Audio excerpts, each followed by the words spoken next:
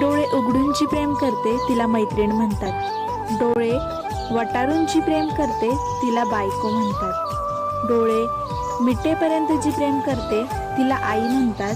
आणि डोळ्यात प्रेम न दाखवता जो प्रेम करतो ना त्याला बाबा म्हणतात, त्याला बाबा म्हणतात. आज फादर्स डे म्हणजे आपल्या आयुष्यातील सर्वात महत्त्वाच्या व्यक्तीचा दिवस. बाप म्हणजे पडद्यामागचा कलाकार. आपण घडत जातो पण ते घडवणारे आपले वडीलच असतात. कधी कठोर तर कधी नरम, एकदम फणसासारखे. वरतून जरी कठोर वाटत असले ना तरी आतून एकदम नरम आणि गोड.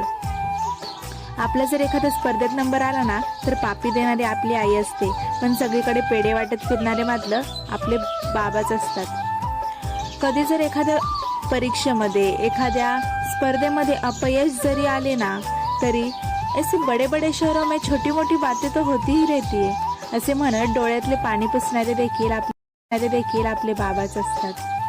खरोखरच अशा या बाबांना, आपल्या जीवनातील सर्वात महत्त्वाच्या व्यक्तीला माझ्याकडून हॅपी फादर्स डे.